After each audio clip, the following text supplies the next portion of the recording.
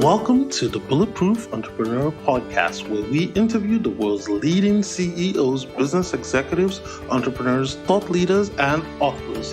Our mission is to learn the strategies and tactics that have helped our guests succeed in business and life and share those lessons with you so that you can become the Bulletproof Entrepreneur. My name is Chi Odogu, and I'm the co-founder and COO of Odogu Media Group. Odogu Media Group is a podcast marketing and new media agency that helps corporations create and amplify their story via high-quality branded audio content that builds a community of highly engaged fans who are their ideal clients for their premium products and services. And now, without further ado, on with the show. Hey everyone, welcome to another exciting episode of the Bulletproof Entrepreneur Podcast. My special guest today is Alex Carter. Alex is a clinical professor of law and the director of Mediation Clinic at Columbia Law School. She's spent over a decade there helping thousands of people improve their negotiation skills. She's a world-renowned negotiation trainer and expert, and she's worked for the United Nations and has taught dozens of negotiation workshops to hundreds of diplomats in 80 nations. In addition to being a distinguished law professor and negotiation trainer, she graduated from Georgetown University as a Fulbright scholar in Taiwan. I'm pleased to have Alex on the show today to come teach us a little bit something about negotiation and, of course, to talk about her new book titled Ask for More, the 10 Questions to Negotiate Anything. So with that said, Alex, welcome to the show. Hi, Chi. Thanks for having me. I'm so happy to be here with you. My pleasure to host you today. So Alex, before we get into the meat of the interview today, tell us a little bit about yourself and your background. I've talked about you being a professor of law and negotiation at Columbia, which is one of the Ivy League schools. It doesn't get much better than that, really. So tell us a little bit about yourself and your journey to becoming a negotiation expert. Yeah, absolutely. You know, it's interesting, Chi. I think sometimes people see my resume and they hear the title of the book, Ask for More, and they feel like, wow, this woman must have just been born asking for more. She came out and she was ready to, demand what she wanted from the first moment. And I have to tell you that that's not been the case. In fact, I found as a child, a teenager, or even as a young adult, I negotiated unbelievably well for other people. If somebody close to me needed something, if a family member or a friend or a colleague or my daughter even needed something, nothing would stand in my way to get it for them. And I found that when it came time to negotiating for myself and asking for more for me, it didn't come as easily. And in fact, when I think back to the title of the book, if you want to know some inside information on where that came from, the first time I ever negotiated for my salary, I was really nervous. I didn't know how to do it right.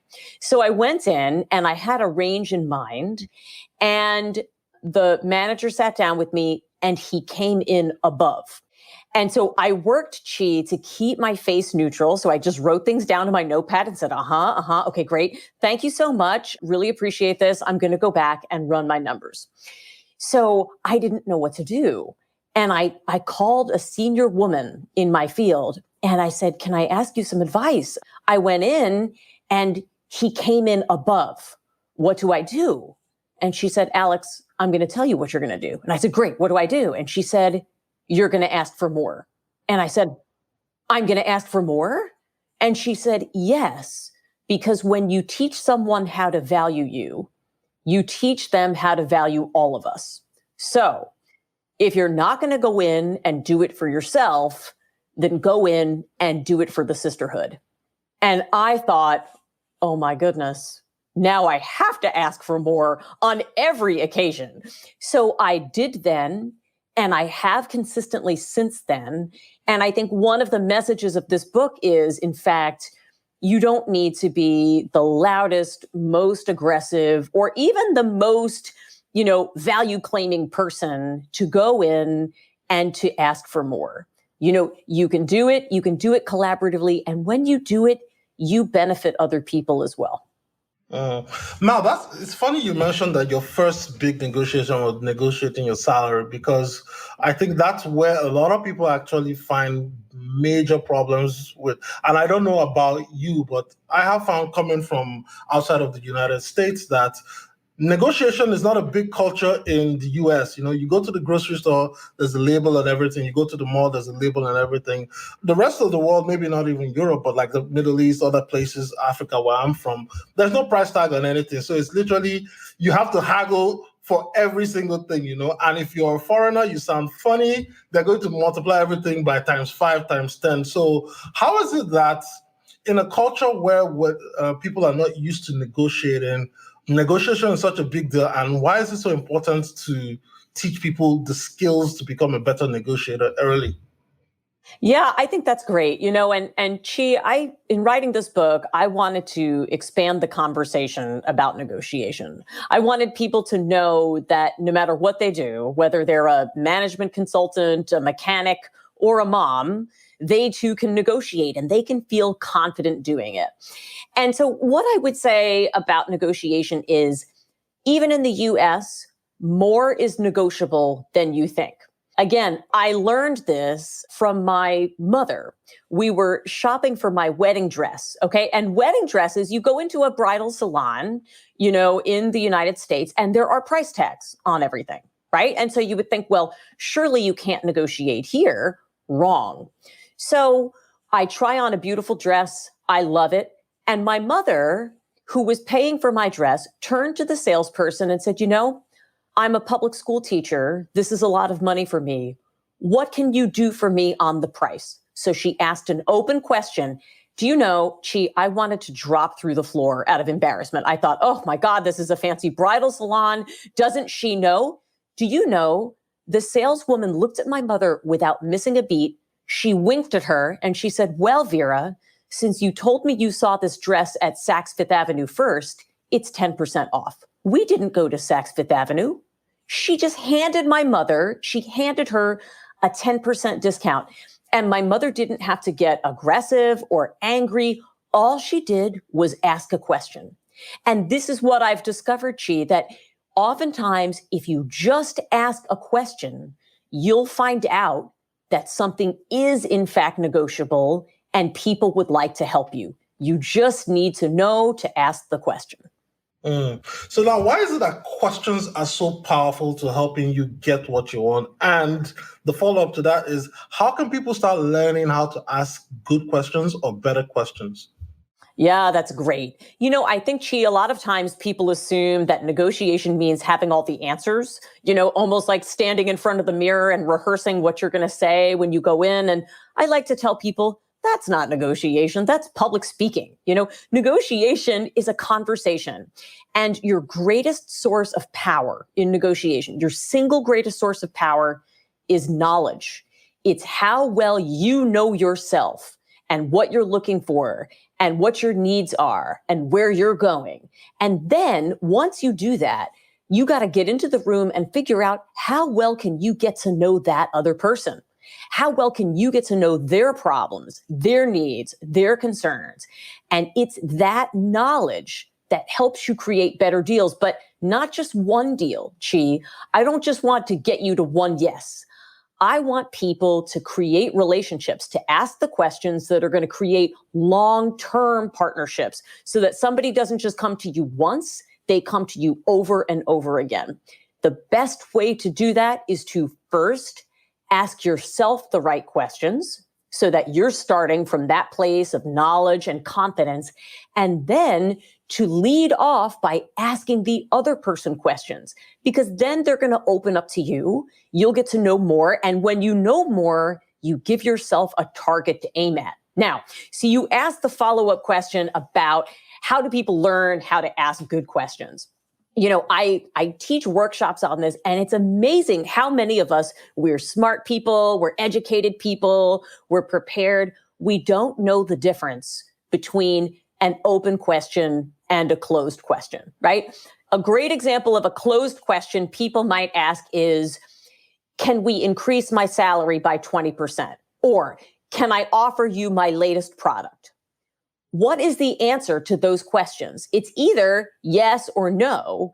And when you ask somebody a yes or no question, what is the easiest thing for them to answer? No, right? So instead of that, can you imagine if instead of going in to say, can I have 20% more salary? I mean, there's more you would do, but going in and saying, Chi, I love working at this company. Here's everything I've accomplished in the next 5 years. And here's where I see myself. I see myself assisting you at the highest level in this capacity one day. What can we do to get me there? Or I know my worth in the market. I've received offers at X level.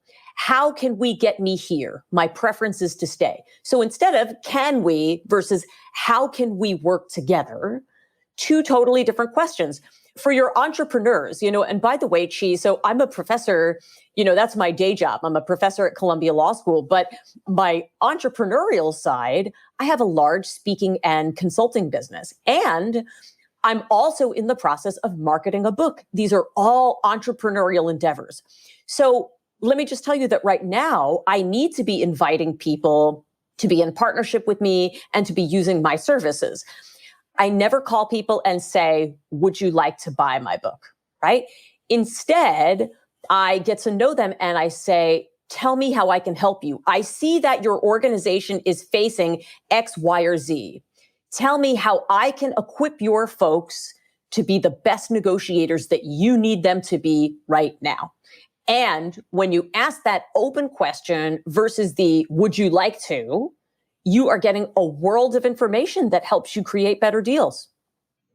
Interesting. And I love the way you put it that you're going into companies to help them, because right now, with everything that's going on in the world, like a lot of things need to be renegotiated, a lot of deals need to be put on hold, a lot of things need to literally change. So let's step into the practical aspect of your work now and say, okay, I guess maybe we should start from the small business side, then we go into like a big corporation. So on the small business side, you're a mom and pop store, social distancing, you're closed, people can't come to your store, and then your landlord is asking you, hey man, you still have your lease obligations and all that.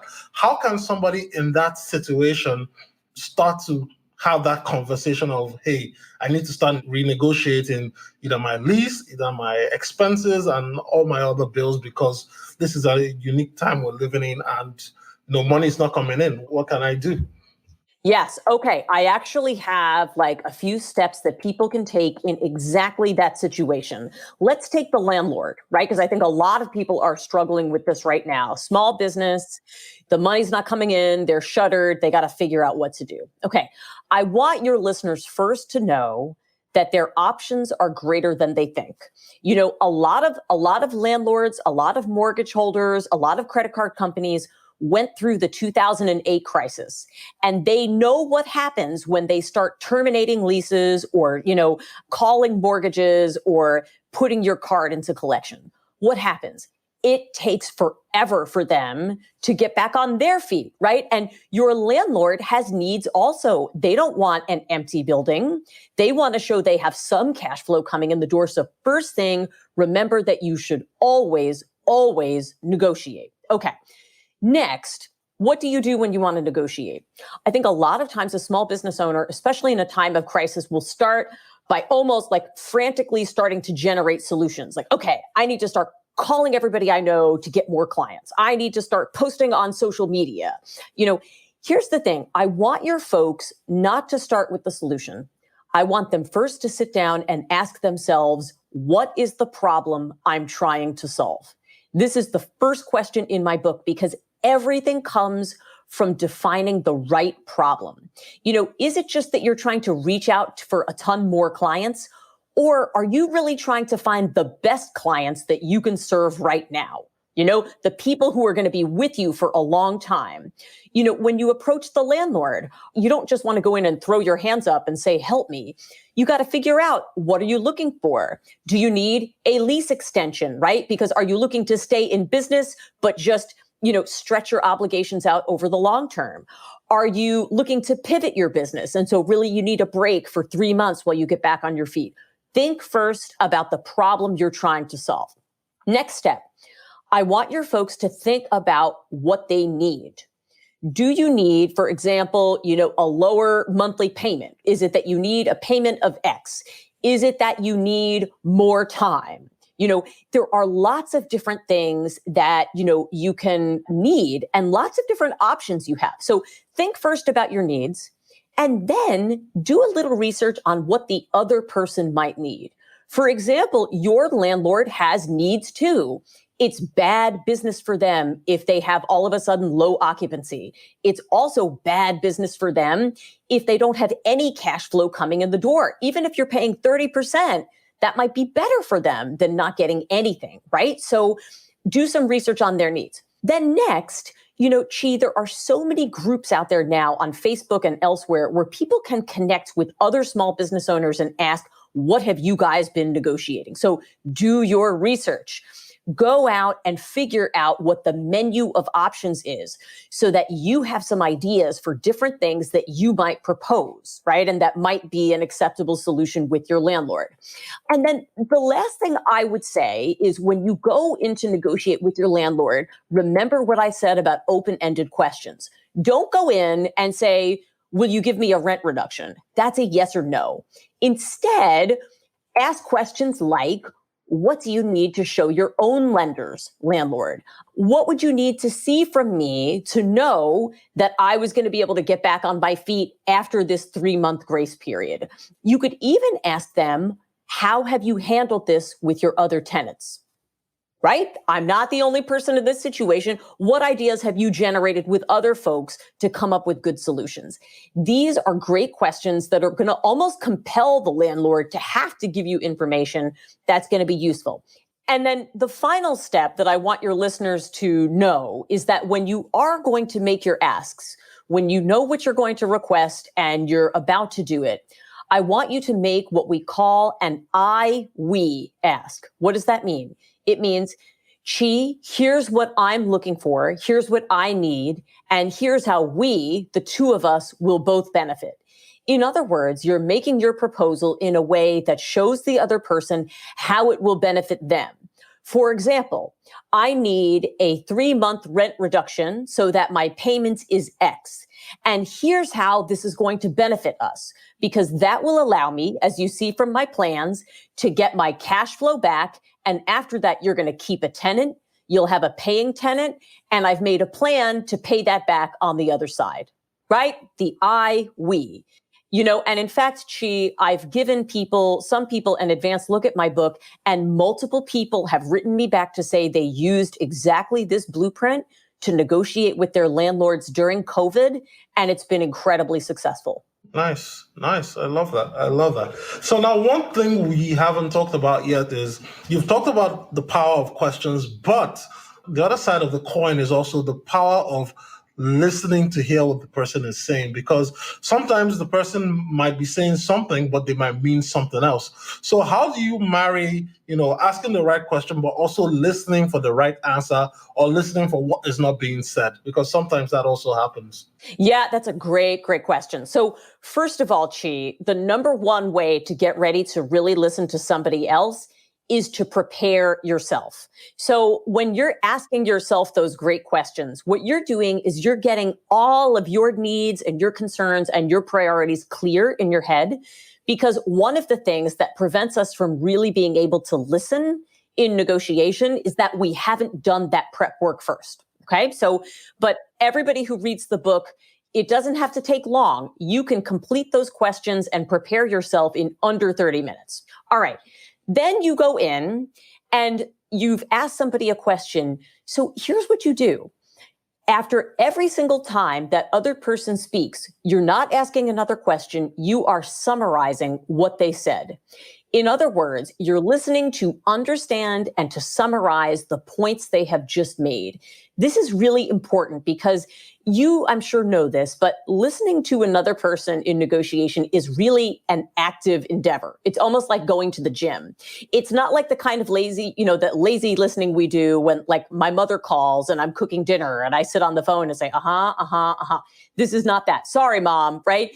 This is, I'm taking in what the other person has said, and then I'm saying, so Chi, if I understand you correctly, you accept that questions are part of negotiation, but you're saying that that's not the whole part of the solution. And you want to know what other skills play into really being a terrific negotiator at the table.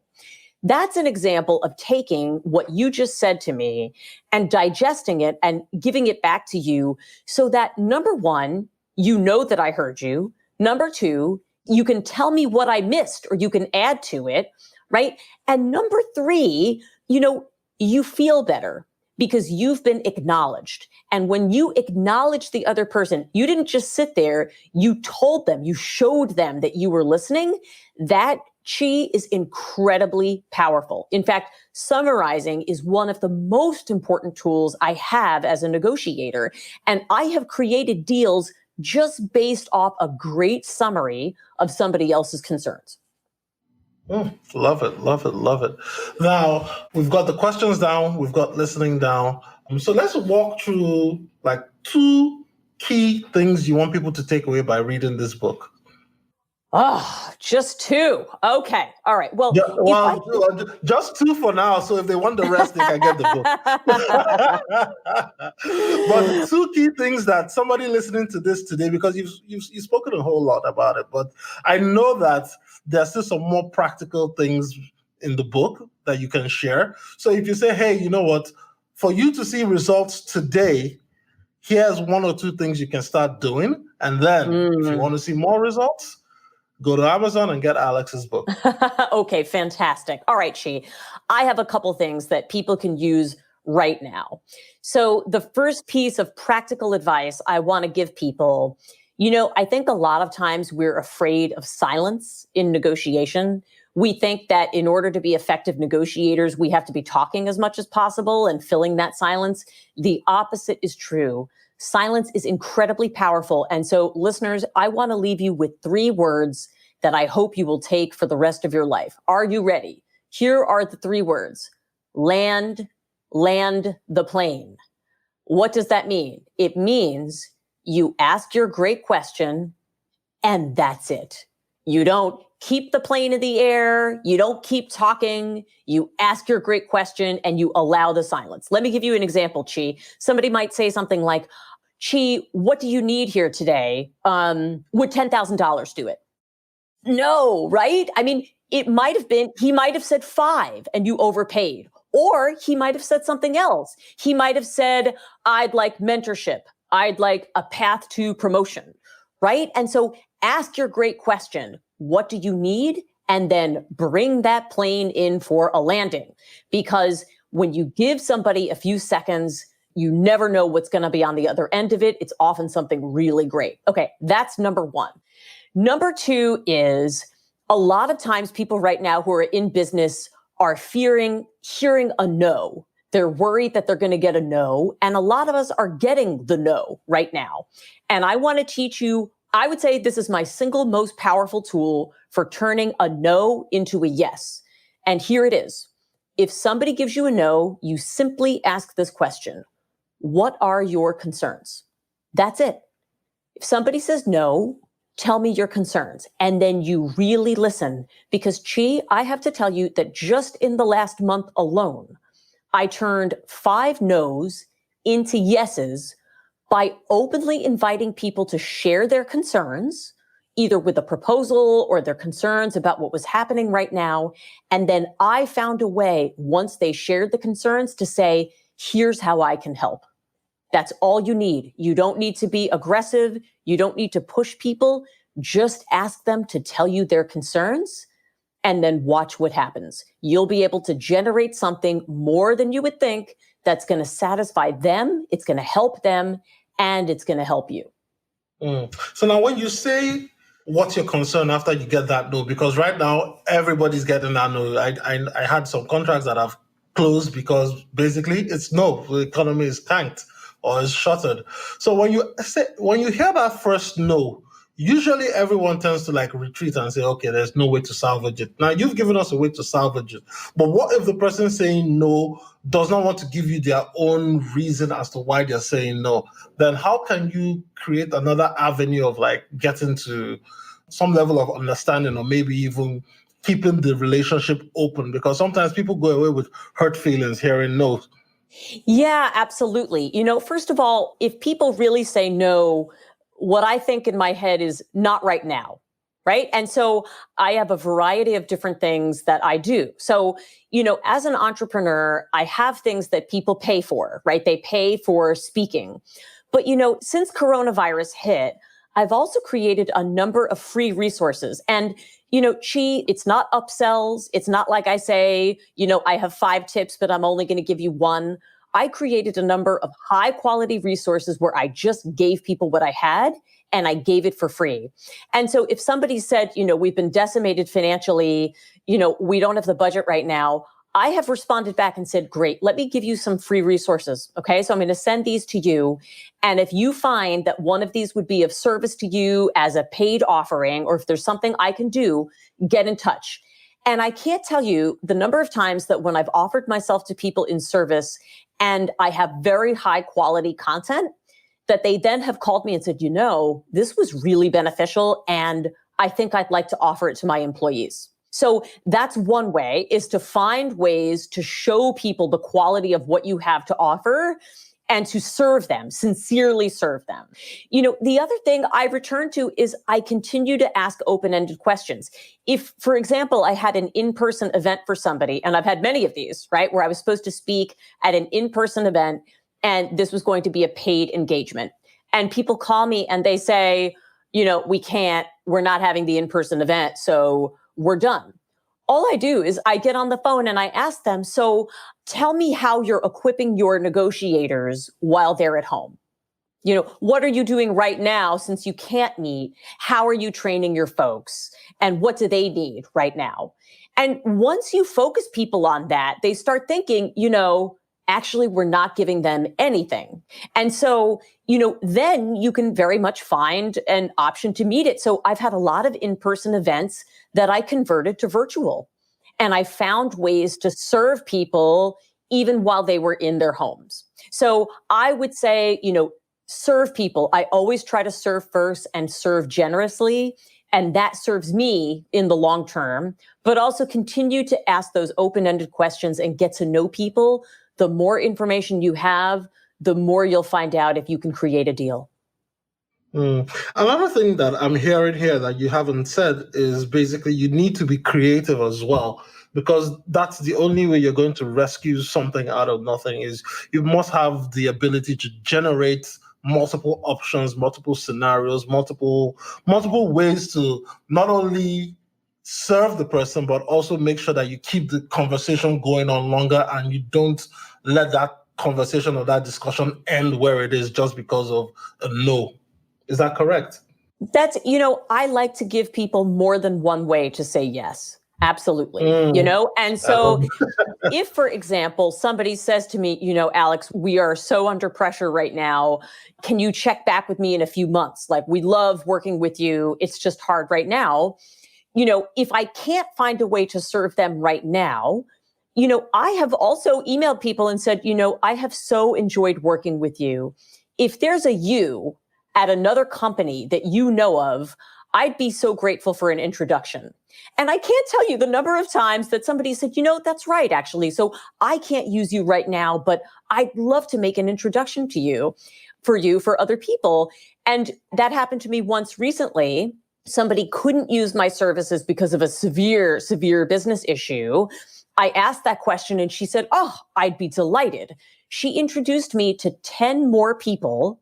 And from that, I got 3 engagements. So always try to get creative and give people more than one way to be able to say yes. And again, when you're serving people and people know that, when they know that you're out for your mutual benefit, that's what enables this to be a thing where people are also going to pick up the phone and make references for you.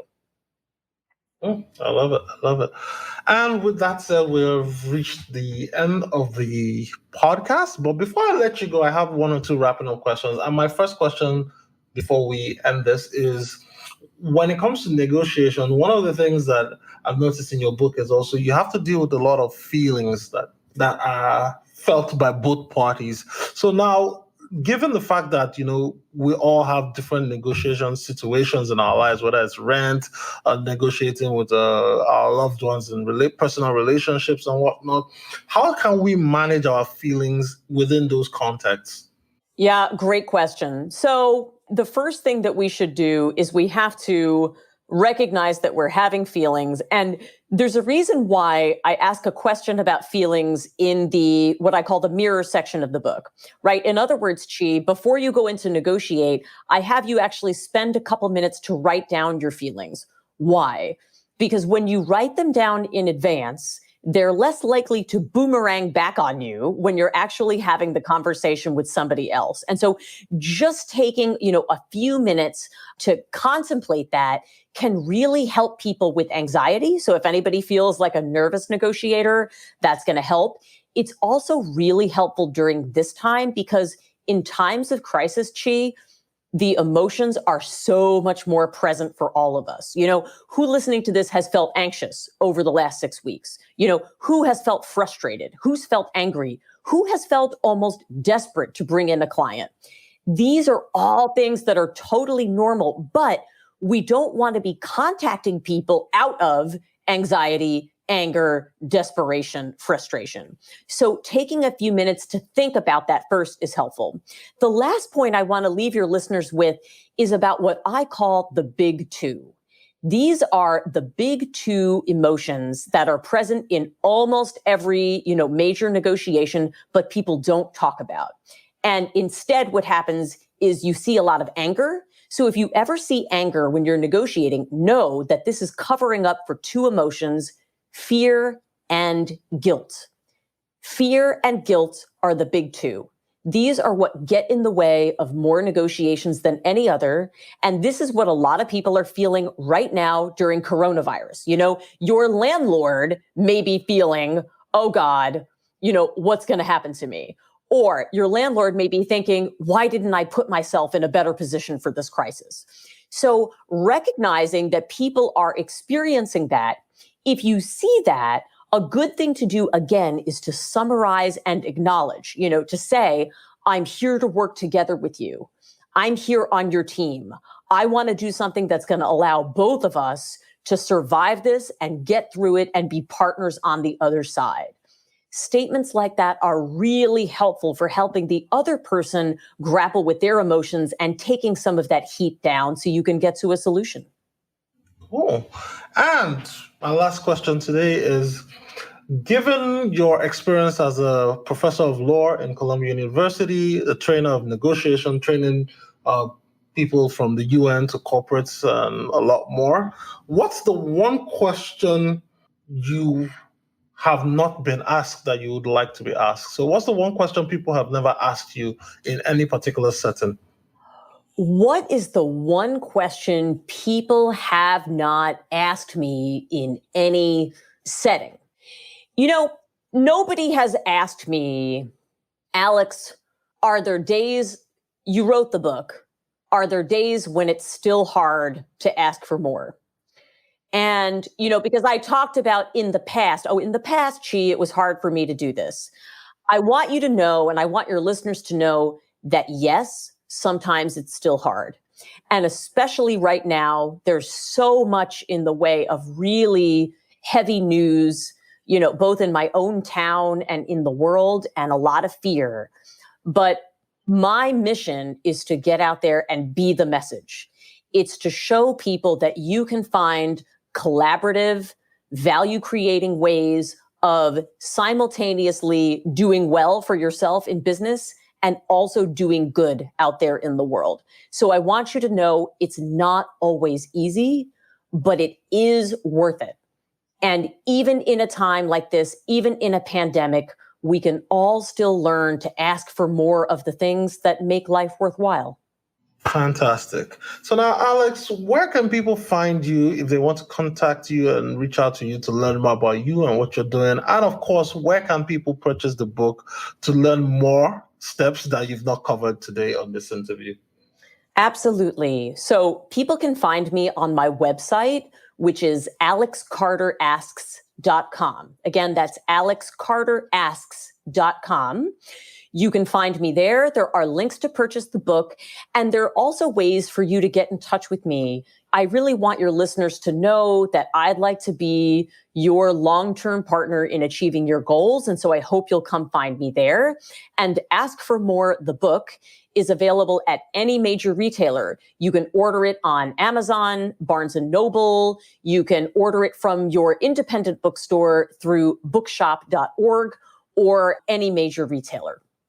Cool. And I'll be sure to link to all that in the show notes when this episode is edited and ready to go live. So, Alex, once again, thanks a lot for coming to teach us how to be better negotiators. And thanks for sharing your story. I appreciate you taking the time to do this today. Thanks so much. I really enjoyed it. Hey everyone, thanks for tuning in once again to the Bulletproof Entrepreneur Podcast. If you like what you heard on today's episode of the show, please go to iTunes or wherever you listen to your podcast and leave a review and a comment. It helps other great listeners like yourself find the show, and it tells me if I'm doing a good job or not and what type of guest to bring that can impart solid wisdom to help you grow on your entrepreneurial journey. Once again, you can always email me at info@odogwu.com. That's info@odogwu.com to let me know, if you want a different type of guest or if you even want to be considered as a guest on the show. So till next time, guys, have a great day, stay bulletproof, and of course, I'll catch you on the next episode of the Bulletproof Entrepreneur Podcast.